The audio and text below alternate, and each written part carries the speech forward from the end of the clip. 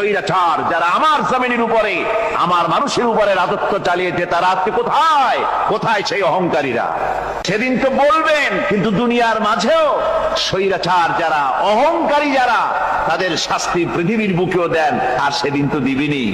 যাদের তর্জনী হেননে লক্ষ কোটি কোটি মানুষ উঠতো আর বসতো, তাদের জিল্লাতির সঙ্গে আল্লাহ রাব্বুল আলামিন কতজনকে বিদায় করে দিলেন। ফুলের মালা নিয়ে কুলাতে পারে নাই, পা থেকে শুরু করে গলা পর্যন্ত ফুলের মালা দিয়া ডুবাই দিল ভক্তরা।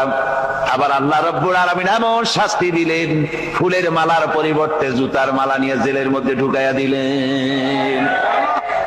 কিয়ামতের ময়দানে আল্লাহর কসম করে বলছি, সেদিন জাহান্নামীদের ভীষণ কষ্ট হবে, আর জান্নাতীদের জন্য অত্যন্ত আসান হবে, অবস্থাটা খুবই আরামের হবে।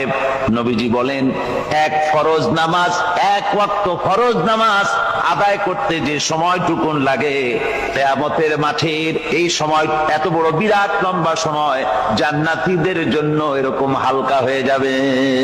সুবহানাল্লাহ। হযরত আবু সাঈদ খুদরী রাদিয়াল্লাহু তাআলা হাদিস কেন বর্ণনা করেছেন, এক ওয়াক্ত নামাজ, একটা ফরজ নামাজ পড়তে যতটুকুন সময় লাগে এতটুকুন সময়ের ভেতরে জান্নাতীদের কারবার শেষ হয়ে যাবে। সুবহানাল্লাহ বিহামদি। আর ওদের কারবার তো শেষই হবে না। ওয়া ইয়াউমা তাশাক্কাকুস সামাউ বিল গামামি ওয়া নুজ্জিলাল মালাইকাতু তানজিলা। ওরা ফেরেশতা দেখতে চায়। সেদিন আসমান সমূহ বিদীর্ণ হয়ে মেঘ পুঞ্জ বেরিয়ে আসবে, আত্মপ্রকাশ করবে। তার ভেতর থেকে ফেরেশতারা ক্রমাগত নাজিল হতে থাকবে। আর অবস্থাটাই হবে, আল মুলকু ইয়াউমাইযিনিল হাক্কু লিররহমান ওয়া কানা ইয়াওমান আলাল কাফিরিনা আসীরা। আর সেদিনে বাদশাহী হবে কেবলমাত্র রহমানের। ওয়া কানা ইয়াওমান আলাল কাফিরিনা আসীরা। আর সেই কিয়ামতের দিন, সেই সময়টা হবে কাফেরদের জন্য বড়ই কঠিন। এখানে কিয়ামতের কিছু কথা বলা হচ্ছে, কিছু আভাস দেওয়া হচ্ছে যে আসমান সমূহ বিদীর্ণ হয়ে মেঘ পিণ্ড বেরিয়ে আসবে এবং তার থেকে ক্রমাগত ফেরেশতারা নাজিল হতে থাকবে। আল্লাহর হাবিব বলেছেন, কেউ যদি কিয়ামতের দৃশ্য দেখতে চায় সেজন্য সূরা ইজা শামসু কুবিরাত ওয়া ইজা সামাউ ফাতারাত, ইজা সামাউ শাক্কাত, এই সূরাগুলি যেন পড়ে, তাহলে কিয়ামতের দৃশ্য তার চোখের সামনে প্রতিভাত হবে। কিয়ামতের দৃশ্যটা আসলে কেমন হবে সেই সূরাগুলি তেলাওয়াত করলে সে বুঝতে পারবে। যেমন আল্লাহ পাক বলছেন, ইযাস সামাউ ফাতারাত ওয়া ইযাল কাওয়াকিবু তাসারাত ওয়া ইযাল বিহারু ফুজ্জিরাত ওয়া ইযাল কুবুরু বুসিরাত। যখন আকাশসমূহ চূর্ণ বিচূর্ণ হয়ে যাবে আর তারকাসমূহ বিক্ষিপ্ত হয়ে পড়বে, সমুদ্র মহাসমুদ্রগুলি দীর্ণ বিদীর্ণ হয়ে যাবে, কবরগুলি সব উদ্গীরণ করে দেবে, তার মধ্যে যা আছে সে সবগুলি। আবার আল্লাহ পাক বলেন, ইযাশ শামসু কুবিরাত ওয়া ইযান নুজুমুন কাদারাত ওয়া ইযাল জিবালু সুয়্যিরাত। সূর্য যখন ঢেকে যাবে, তারকাগুলি যখন বিপর্যস্ত হয়ে যাবে, আর পাহাড়গুলি যখন চালিয়ে দেওয়া হবে, এই দৃশ্য তোমরা দেখতে পাবে। فإذا النجوم طمست وإذا السماء فرجت وإذا الجبال نسفت। সেদিন অবস্থা এমন হবে, সমস্ত তারকাগুলি স্তিমিত হয়ে যাবে আর আকাশসমূহ দীর্ণ বিদীর্ণ হয়ে যাবে। আর দেখতে পাবে পাহাড়গুলি, সমস্ত পাহাড়গুলিকে উড়িয়ে দেওয়া হবে।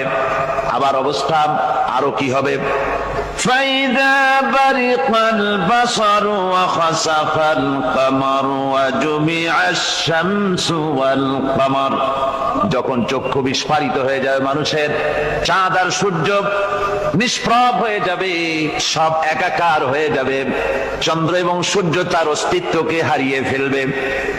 শুধু তাই নয়, ওয়াহুমিলাতিল আরদু ওয়াল জিবালু ফাদুক্কাতা দাক্কাতাও ওয়াহিদা, জমিন ও পাহাড়গুলির মধ্যে সংঘর্ষ লাগিয়ে দেওয়া হবে, আর তা এক ধাক্কায় জমিন এবং সমস্ত পাহাড়গুলি চূর্ণ বিচূর্ণ হয়ে যাবে।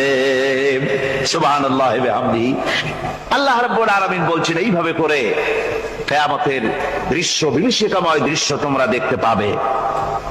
আর সেদিনের রাজত্বটা কার হবে? আল মুলকু ইয়াউমাইযিনিল হাক্কু লির-রাহমান, সেদিনের রাজত্ব হবে কেবলমাত্র রহমানের। অর্থাৎ যেসব কৃত্রিম বাদশাহী দেখে তোমাদের চোখে ধাঁধা লেগে গিয়েছে, তোমাদেরকে দুনিয়ার বাদশাহী দেখে তোমরা ধোঁকায় পড়ে গিয়েছো, এসব বাদশাহী কিছুই টিকবে না সেদিন। সেদিন শুধু বাদশাহী থাকবে একমাত্র আল্লাহ পাকের। কার থাকবে বাদশাহী? যারা বলেন কার? আল্লাহ রাব্বুল আলামিন যখন কিছুই থাকবে না ঘোষণা করবেন লিমানিল মুলকুল ইয়াউম লিল্লাহিল ওয়াহিদুল কাহ্হার। আজকে কার রাজত্ব? চারিদিক থেকে আওয়াজ আসতে থাকবে, পরাক্রমশালী আল্লাহ রাব্বুল আলামিন রাজত্ব আর কারো নয়। হাদিস শরীফে এসেছে, বুখারী মুসলিম শরীফের হাদিসে এসেছে, আল্লাহর নবী বলেন আল্লাহ রাব্বুল আলামিন তখন তার এক হাতে আকাশ মণ্ডলীকে ধারণ করবেন, আর এক হাতে জমিনকে ধারণ করবেন। আকাশ মণ্ডলী এক হাতে, জমিন এক হাতে। এভাবে আল্লাহ রাব্বুল আলামিন বলবেন আইনাল জাব্বারুন আইনাল মুতাকাব্বিরুন, কোথায় সেই স্বৈরাচারীরা, কোথায় সেই দুর্বিনীত অহংকারী স্বৈরাচার যারা আমার জমিনের উপরে, আমার মানুষের উপরে রাজত্ব চালিয়েছে, তারা আজকে কোথায়? কোথায় সেই অহংকারীরা? আল্লাহ পাক সেদিন যে বলবেন, সেদিন তো বলবেন, কিন্তু দুনিয়ার মাঝেও স্বৈরাচার যারা, অহংকারী যারা, তাদের শাস্তি পৃথিবীর বুকেও দেন, আর সেদিন তো দিবেনই। কত স্বৈরাচার আমরা দেখলাম, কত অহংকারী দেখলাম, যাদের তর্জনী হেননে লক্ষ কোটি কোটি মানুষ উঠতো আর বসতো, তাদের জিল্লাতির সঙ্গে আল্লাহ রাব্বুল আলামিন কতজনকে বিদায় করে দিলেন। ফুলের মালা নিয়ে কুলাতে পারে নাই, পা থেকে শুরু করে গলা পর্যন্ত ফুলের মালা দিয়া ডুবাই দিল ভক্তরা। আবার আল্লাহ রাব্বুল আলামিন এমন শাস্তি দিলেন, ফুলের মালার পরিবর্তে জুতার মালা নিয়ে জেলের মধ্যে ঢুকাইয়া দিলেন। ঠিক কিনা গণ? অহংকারী আর স্বৈরাচার যারা হয়, আল্লাহ পাক এভাবে তাদের দৃষ্টান্ত দেখিয়ে দেন। আমরা কত দেখলাম, 9 বছরের রাজা 10 বছরের সাজা। পৃথিবীর মুখে যারা অহংকার করে, যারা স্বৈরাচার হয়, আল্লাহর আইনকে যারা বৃদ্ধঙ্গুষ্টি প্রদর্শন করে, আল্লাহ পাক তাদের জমিনেও দেখান। এখানে চূড়ান্ত ফয়সালা আল্লাহ করেন না, আসল ফয়সালার জায়গা তো আছেই, তবে এখানে নমুনা দেখায় দেন। কিন্তু মুশকিল হচ্ছে, ইতিহাসের সবচাইতে বড় শিক্ষা হলো ইতিহাস থেকে মানুষেরা শিক্ষা গ্রহণ করে না। একজনে যে কাম করে বিপদে পড়ে, আর একজন এসে আবার সেই পথেই অগ্রসর হয়, নিশ্চিত মৃত্যুর পথে। আমার বন্ধুগণ, আল্লাহ পাক বলছেন সেই দিন আমার রাজত্ব হবে, আর কারো রাজত্ব হবে না। ওয়া কানা ইয়াওমান আলাল কাফিরিনা আসীরা, আর ওই দিনটা, ওই কিয়ামতের দিন হবে কাফেরদের জন্য সবচেয়ে কঠিন। সবচাইতে কঠিন হবে কাদের জন্য? কাফেরদের জন্য। কাফের কারা? কাফের হচ্ছে তারা যারা নাকি আল্লাহর আইনকে অস্বীকার করেছে, আল্লাহকে অস্বীকার করেছে, আল্লাহর আইনকে অস্বীকার করেছে। ওরা কি? কাফের। কুফর শব্দের অর্থ হচ্ছে গোপন করা। এই জন্য অন্ধকার রাতকে আরবিতে কাফের বলা হয়েছে, অর্থাৎ যা সব জিনিসকে অন্ধকার দিয়ে ঢেকে দেয়। তো কুফর হচ্ছে সেই জিনিস যা মহাসত্যকে ঢেকে দেয়, সত্যকে মহাসত্যকে ঢেকে দেয় যে জিনিস, সেটাকে কুফর বলা হয়। আর এই কাফের অন্ধকারে ঘুরে মরে, সে কোন আলোর খোঁজ পায় না।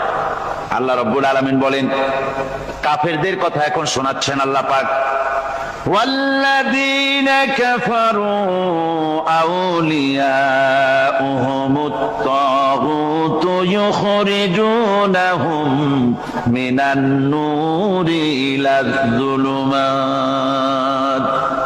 যারা কাফের, যারা কুফরি অবলম্বন করেছে, তাদের সাহায্যকারী আর পৃষ্ঠপোষক হচ্ছে তাগুত।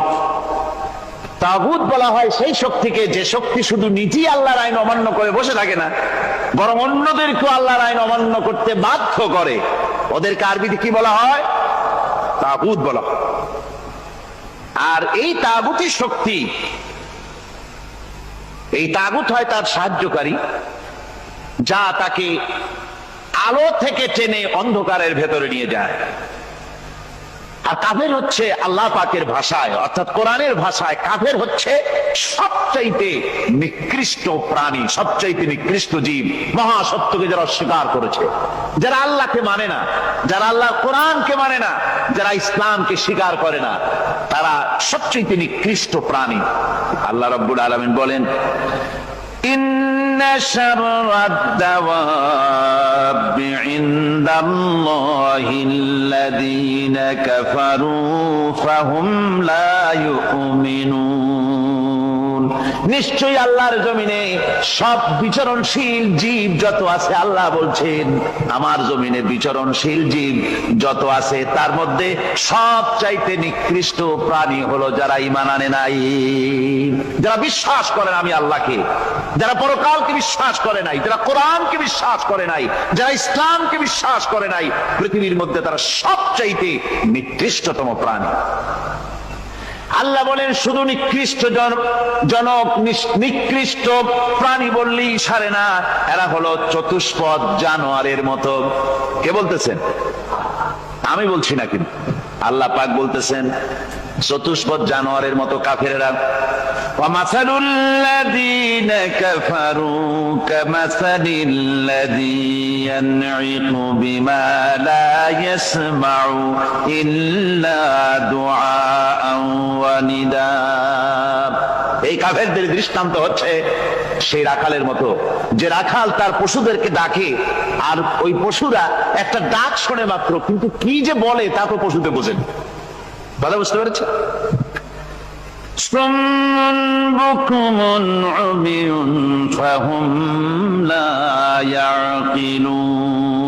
এরা বোবা, এরা বধির, এরা অন্ধ, এ কারণেই কোনো কথা বোঝে না।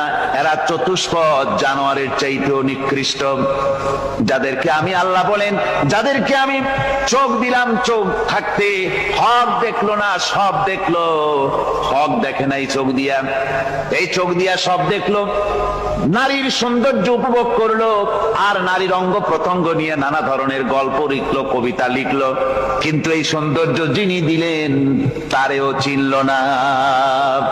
আছে না কত কবি আমাদের দেশে?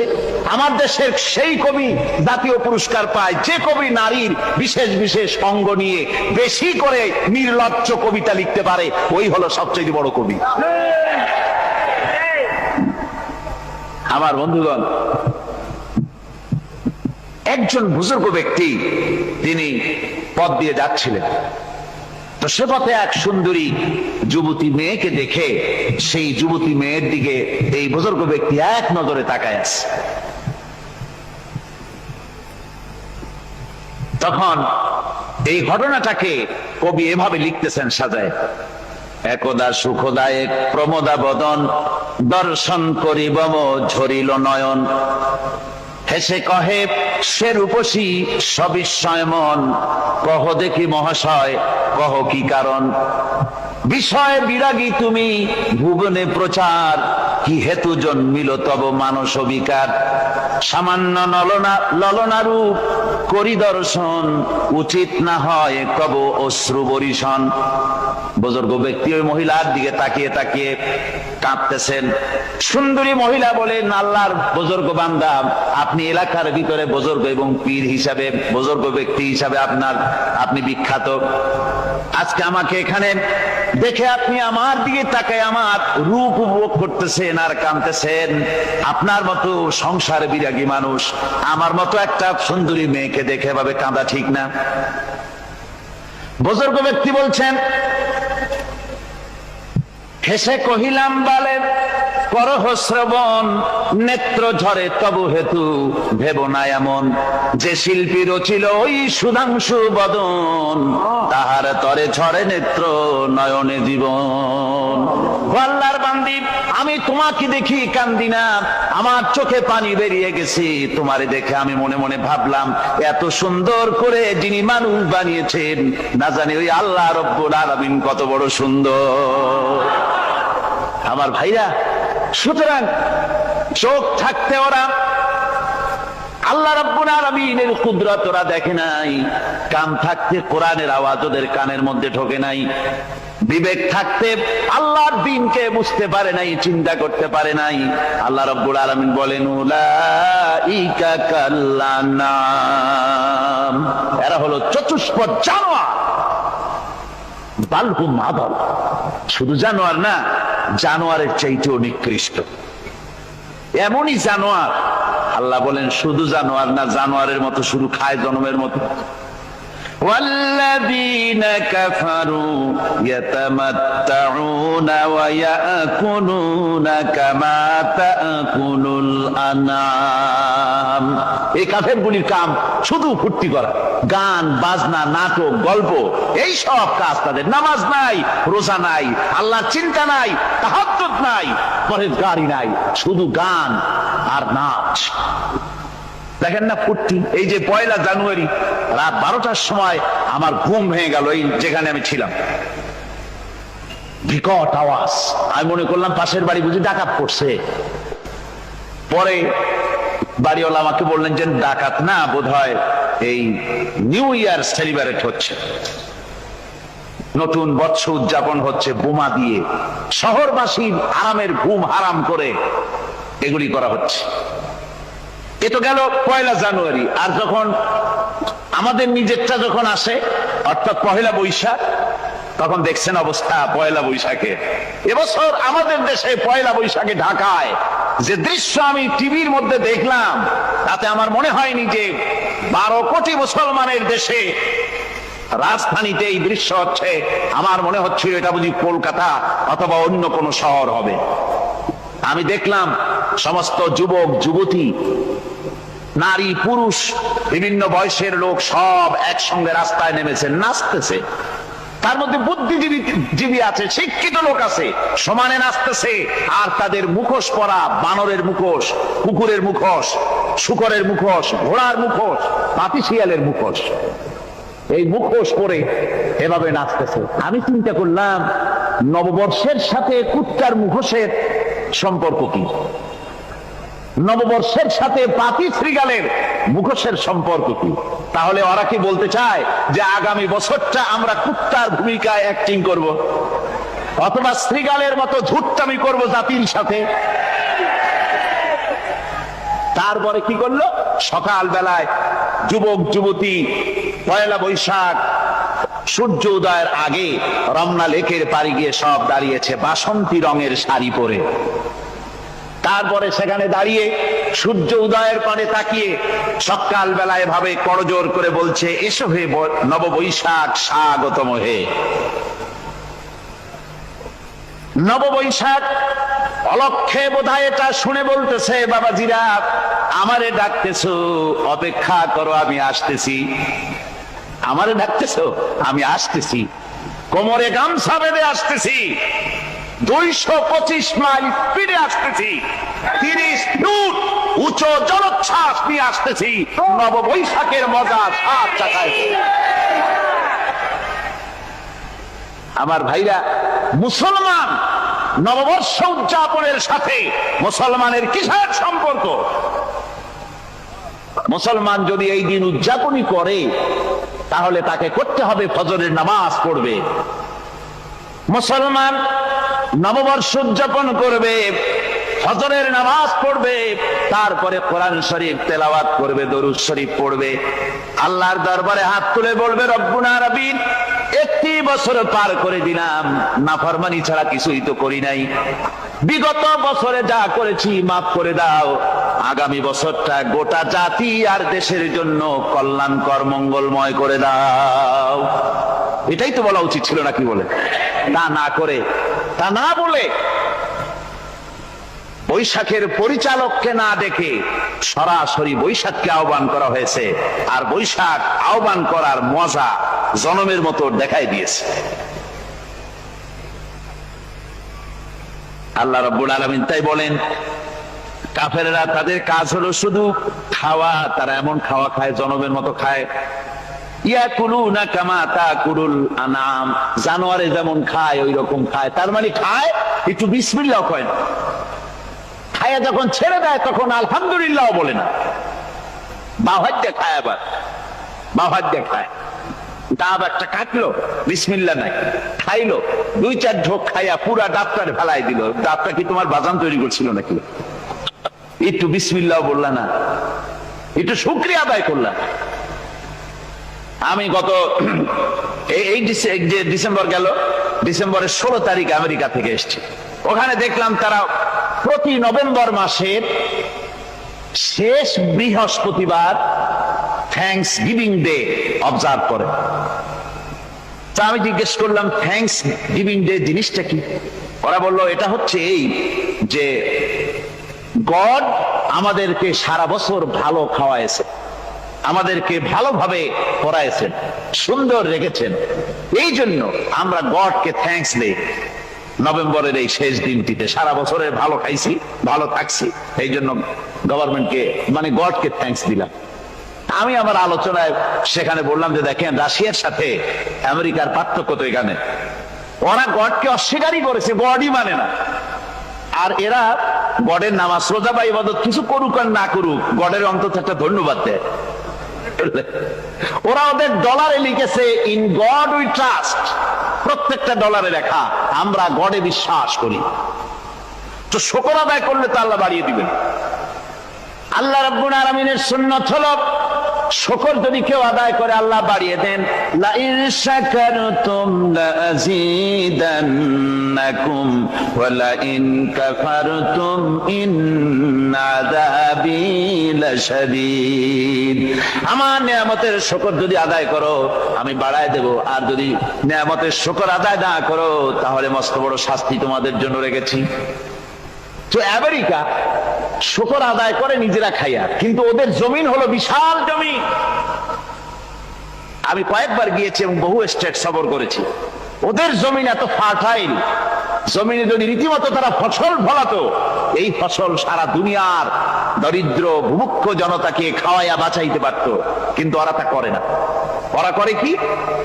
ওরা মুনাফার হার, বাজার দর ঠিক রাখার জন্য নির্দিষ্ট পরিমাণ জমিনে ফসল ফলায়, কিন্তু জমিন এতই উর্বর, ওদের মেজারমেন্ট করা, মাপ করা, হিসাব করা ফসল হয় না, ফসল হয় বেশি। তখন বাড়তি ফসলকে তারা প্রতি বছর লক্ষ লক্ষ টন আলু আর গমকে তারা সমুদ্রে নিক্ষেপ করে।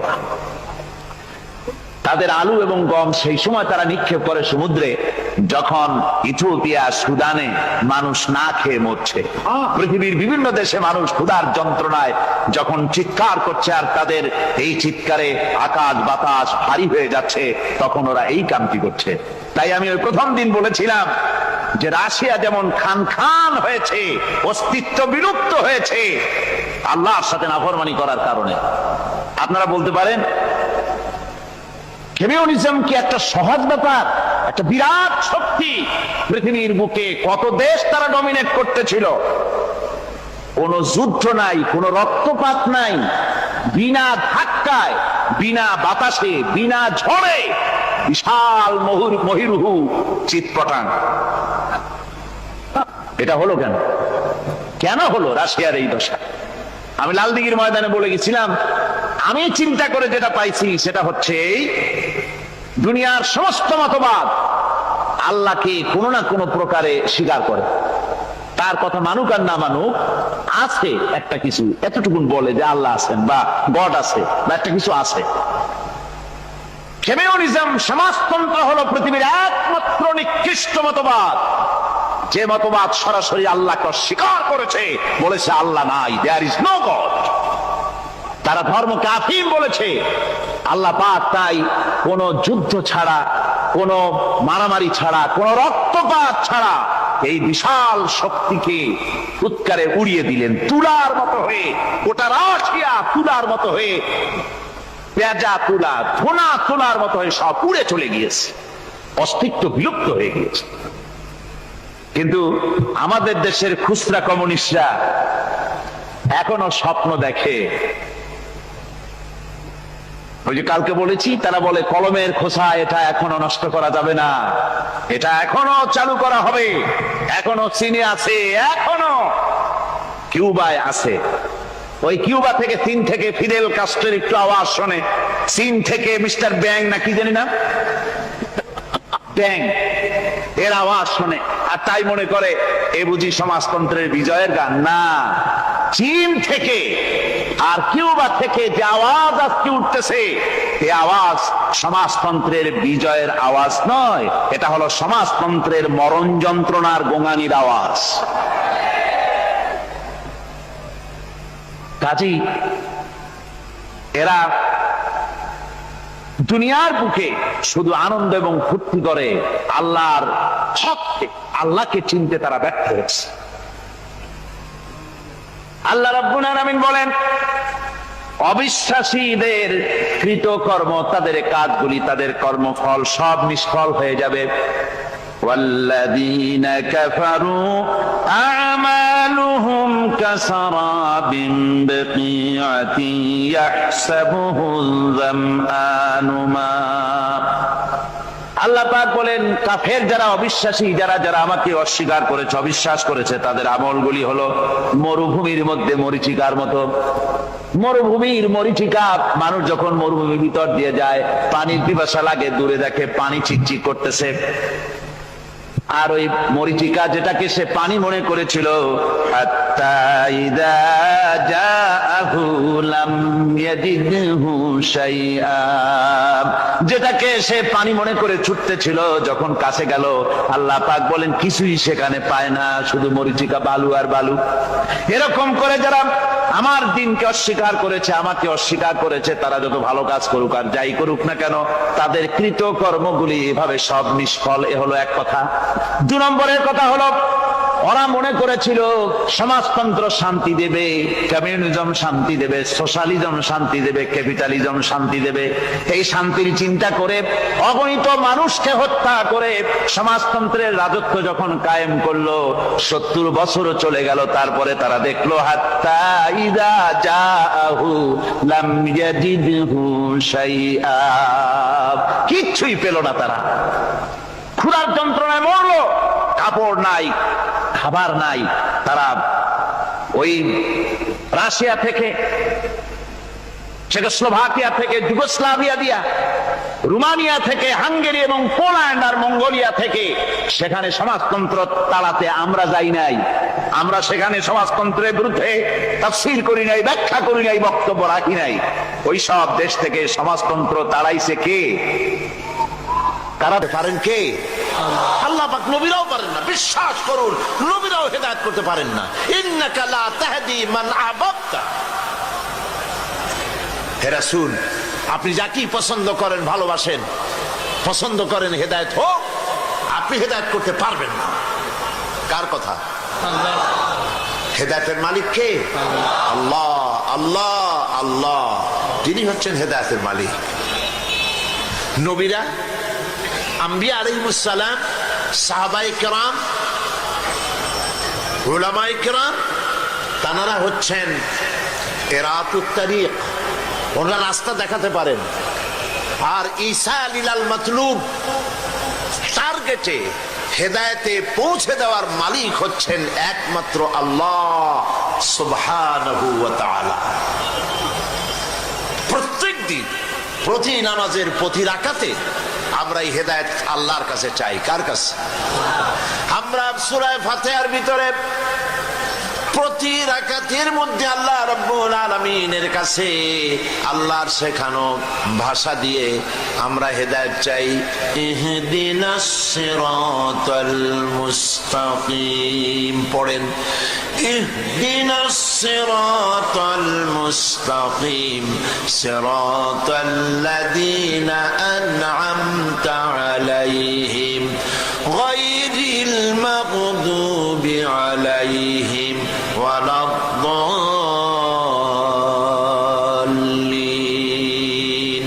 আমিন। আল্লাহ আমাদেরকে হেদায়েত দাও, হেদায়েতের রাস্তা দেখাও, সহজ সরল পথ আমাদের দেখাও।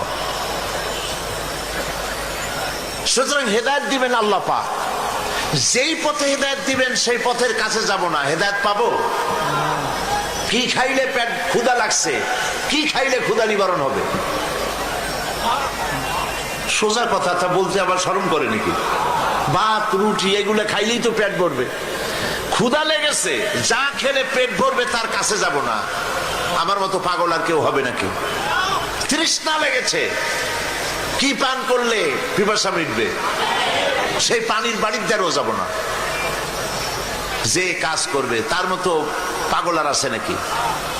হেদায়েতের জন্য ঘুরে বেড়াবো রাস্তায় রাস্তায়, বাড়ি বাড়ি, অথচ হেদায়েতের মূল কিতাবের কাছে আসবো না। আমার হেদায়েত কেমনে হবে? কথা বুঝে আসছে? সুতরাং হেদায়েতের জন্য আসতে হবে কোথায়? কোরআনের কাছে। আর হেদায়েত পাওয়া যত কঠিন, হেদায়েতের উপরে টিকে থাকা তার থেকেও। এই জন্য রব্বুল আলামিন একটি দোয়া শিখাই দিয়েছেন, বান্দা আমার কাছে হেদায়েতের জন্য, হেদায়েতের উপরে টিকে থাকার জন্য দোয়া করো। রব্বানা লা তুযিগ কুলুবানা বা'দা ইয হাদাইতানা ওয়া হাব লানা মিন লাদুনকা রাহমাতান ইন্নাকা আনতাল ওয়াহ্হাব। আয় আমার রব, যখন তুমি আমাকে হেদায়েতের রাস্তা দেখিয়েছো, এই রাস্তা থেকে আমাকে সরিয়ে দিও না। বলেন আমিন, বলেন আমিন। তাহলে হেদায়েতের মূল রাস্তা হলো কোরআন। এই কোরআন দিয়েই নবী করিম সাল্লাল্লাহু আলাইহি সাল্লাম একটি জাতিকে, একটা মরা জাতিকে জিন্দা করছিলেন। সুবহানাল্লাহ বলেন। মরা জাতি মানে চরিত্রের দিক থেকে মরা। কত বড় মরা চরিত্র হলে পরে তারা খুন করত, চুরি করত, ডাকাতি করত, জেলা করত, সব এমন কোন কাজ ছিল না যা তারা করে নাই। এই মরা জাতিকে নবী করিম সাল্লাল্লাহু আলাইহি সাল্লাম জিন্দা করেছিলেন, করেন নাই? কে দিয়ে জিন্দা করেছিলেন? এই কোরআন দিয়েই তাদেরকে জিন্দা করেছিলেন। একটা কিতাব দিয়ে একটা বিপ্লব হয়েছে পৃথিবীতে। ভালো করে শোনেন সিলেটের সম্মানিত ভাই আর বোনেরা, পৃথিবীতে যত বিপ্লব হয়েছে সমস্ত বিপ্লব হয়েছে রক্তপাতের মধ্য দিয়ে। রুশ বিপ্লব, লক্ষ লক্ষ মানুষের রক্তের উপর থেকে বিপ্লব হয়েছে। এখনো গণকবর আবিষ্কার হচ্ছে, লক্ষ লক্ষ মানুষের হাড্ডি গুড্ডি পাওয়া যাচ্ছে। পৃথিবীতে যত বিপ্লব হয়েছে রক্তের মধ্য দিয়ে বিপ্লব। আর ইসলামের বিপ্লব হয়েছে একখানা কিতাব দিয়ে। তাও সুবহানাল্লাহ বলবেন না? একখানা কিতাব দিয়ে একটা বিপ্লব হয়ে গেল। মানুষের জীবনের মোড় ঘুরে গেল। মানুষের জীবনের লক্ষ্য উদ্দেশ্য সব মূল পথে ফিরে এলো এই কোরআন দিয়ে। আপনারা জানেন স্কুল কলেজ ইউনিভার্সিটিতে সিলেবাসে অনেক বই থাকে। সিলেবাসের এতগুলি বই পড়ে তারপরে কি তৈরি হয়? বিজ্ঞান, বিজ্ঞান পড়তেছে, দর্শন পড়তেছে, অঙ্ক পড়তেছে, ভূগোল পড়তেছে, ইতিহাস পড়তেছে, সাহিত্য পড়তেছে। সিলেবাসের এত বই পড়ে পড়ে কি তৈরি হচ্ছে? ভালো বেশি হচ্ছে না খারাপ বেশি হচ্ছে? আপনারা বলেন। খারাপ বেশি হচ্ছে। অস্ত্রধারী হচ্ছে, চোর, ডাকাত, গুন্ডা, ধর্ষণের সেঞ্চুরি করতে পারে এরকম সাহসী ছেলে তৈরি হচ্ছে। নাউজুবিল্লাহ, নাউজুবিল্লাহ। সিলেবাসের এত বই পড়ে এই ধরনের প্রোডাকশন তৈরি হচ্ছে, এই ধরনের প্রোডাকশন বেরিয়ে আসতেছে শিক্ষাঙ্গন থেকে। নবী করিম সাল্লাল্লাহু আলাইহি সাল্লামেরও একটা শিক্ষাঙ্গন ছিল। সেই শিক্ষাঙ্গন, সেই বিশ্ববিদ্যালয়ের নাম আমি আমার আলোচনার মধ্যে বলি। নবী করিম সাল্লাল্লাহু আলাইহি সাল্লামের বিশ্ববিদ্যালয়ের নাম ছিল আল হেরা ইউনিভার্সিটি। এই আল হেরা ইউনিভার্সিটির ভাইস চ্যান্সেলর ছিলেন মুহাম্মদ রাসূলুল্লাহ সাল্লাল্লাহু আলাইহি সাল্লাম, আর চ্যান্সেলর স্বয়ং আল্লাহ রাব্বুল আলামিন। সিলেবাস ছিল, সিলেবাসে কিতাব ছিল মাত্র 2খানা। সিলেবাসে কিতাব ছিল মাত্র 2খানা। একখানা কোরআন আর একখানা নবী করিম সাল্লাল্লাহু আলাইহি সাল্লামের সুন্নাত আর হাদিস। এই সিলেবাসের 2খানা কিতাব পড়ে কি সব ছাত্র তৈরি হলো তা কি আপনারা দেখবেন না শুনবেন? একটু দেখেন। তবে এখানে আমি দেখাতে পারবো না। মনের চোখ ইতিহাসের পাতায় ফিরিয়ে দিন 1400 বছরের আবু বকরের দিকে তাকান। আবু বকর, ওমর, উসমান, আলী, আবু উবাইদা ইবনুল জাররাহ, আবু ইবনুল আস, আবু মুসা আশআরী, জুবায়ের, সাদ, আম্মার, খাব্বাব, খুবাইব রিদওয়ানুল্লাহি তাআলা আলাইহিম আজমাইন। কি সব সাহাবী তৈরি হলো, সুবহানাল্লাহ। কি সব মানুষ তৈরি হলো। সিলেবাসের মাত্র 2খানা কিতাব পড়ে তারা পৃথিবীর সেরা মানুষ বনে গেলেন। হযরত ওমরের মতো একজন শাসক গোটা পৃথিবীর সমস্ত বিশ্ববিদ্যালয় একত্রিত হয়েও হযরত ওমরের মতো একজন মানুষ আর বানাইতে পারবে না। তার কাছাকাছি বানাতে পারবে যদি আবার শিক্ষাঙ্গনগুলির সিলেবাসে থাকে এই কিতাব আর নবী করিম সাল্লাল্লাহু আলাইহি ওয়াসাল্লামের হাদিস, তাহলেই সম্ভব। কথা ঠিক কিনা বলেন? এবার দেখেন ইতিহাসের, আমি বলেছি যে আমি কথা আপনাদেরকে শোনাবো না, দেখাবো। তো দেখার জন্য ইতিহাসের পাতার দিকে তাকান। হযরত ওমর রাদিয়াল্লাহু তাআলা আনহু নবী করিম সাল্লাল্লাহু আলাইহি ওয়াসাল্লামকে হত্যা করতে আসছেন। এটা ঠিক কিনা? 26 বছরের ভরা যুবক তিনি নবী করিম সাল্লাল্লাহু আলাইহি ওয়াসাল্লামকে হত্যা করার জন্য এসেছেন। কোরআন শরীফ তার কানের মধ্যে ঢুকলো। কোরআনের আওয়াজ শুনে তিনি কোরআন পড়লেন, কোরআনের পাতা পড়লেন। আমি ঘটনা শোনাবো না, এটা তো আপনাদের জানা ঘটনা। আমি যাচ্ছি ভিন্ন দিকে। কোথায় আপনাদের নিয়ে যাচ্ছি শুনলে পরে বুঝবেন। হযরতে ওমর কোরআনে কারীমের পাতা হাতে নিয়ে যখন পড়লেন, তাহা মা আনজালনা আলাইকাল কুরআনা লিতাশকা। কোরআনে কারীমের এক একটা আয়াত পড়তেছেন আর তার রক্ত হিম শীতল হয়ে আসতেছে। উত্তেজিত রক্ত, রক্তচক্ষু। নবী করিম সাল্লাল্লাহু আলাইহি ওয়াসাল্লামকে যেখানে পাবেন সেখানে হত্যা করবেন। এখন এক একটা আয়াত তেলাওয়াত করছে, শক্তি নিস্তেজ হয়ে আসতেছে, রক্তহীন শীতল হয়ে যাচ্ছে। হঠাৎ করে তার নিজের অজান্তে চোখ থেকে পানি দরদর করে পড়া শুরু হয়ে গেছে। নবী করিম সাল্লাল্লাহু আলাইহি ওয়াসাল্লামের কাছে এলেন। তিনি প্রশ্ন করলেন, ওমর, হাতে তরবারি তোমার কি মতলব নিয়ে এসেছো? হযরত ওমর বললেন, কুমতলব নিয়ে এসেছিলাম। কিন্তু কোরআনে কারীমের আয়াত শুনে, কোরআনের সংস্পর্শে এসে আমার জীবনের ভুল ধরা পড়েছে। জীবনের 26টা বছর জাহালাতের মধ্যে কাটায় দিয়েছি, আমি এখন ইসলামের আলো পেতে এসেছি, মুসলমান হওয়ার জন্য এসেছি। নবীজি বললেন, ওমর পড়ো লা ইলাহা ইল্লাল্লাহু মুহাম্মাদুর রাসূলুল্লাহ।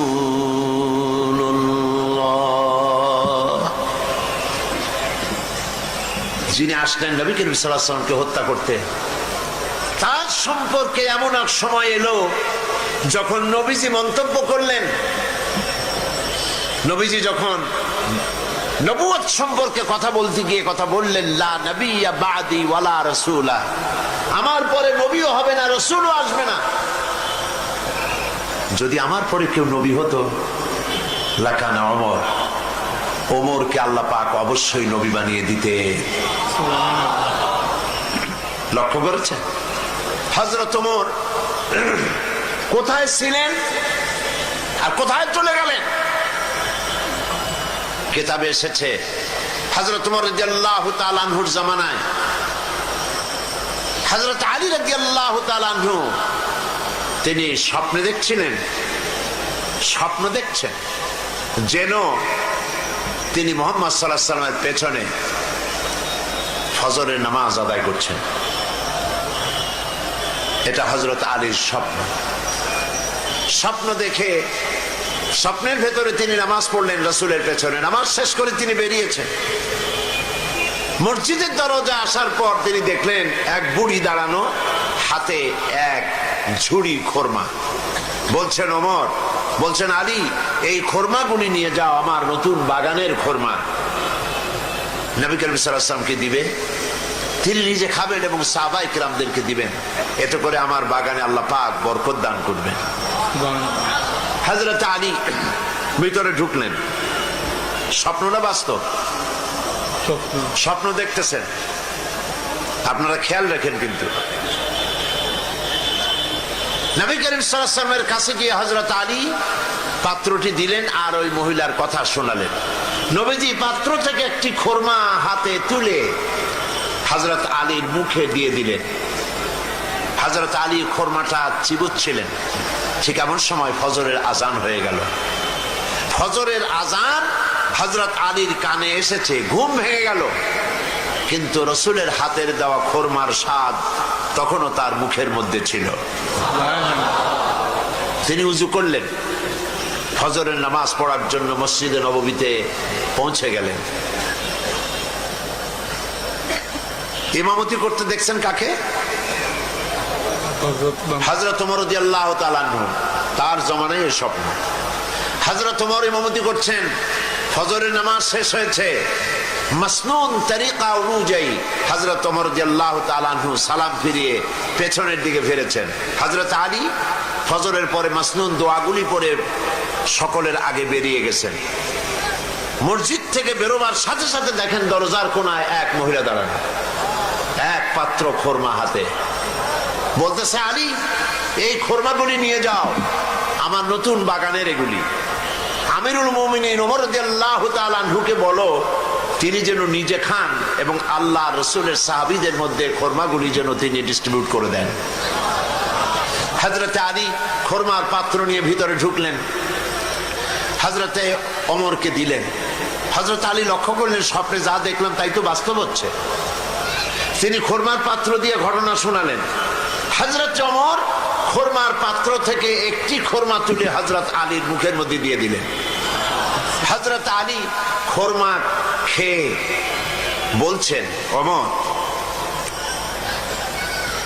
জিদনি তামরাতান উখরা, আমাকে আরেকটা খোরমা দাও, খেতে খুব মজা লাগছে। যা আছে এখানে খোরমা সবাইকে দিলেও আরো উদ্বৃত্ত থাকবে, দাও না আমাকে আরেকটা।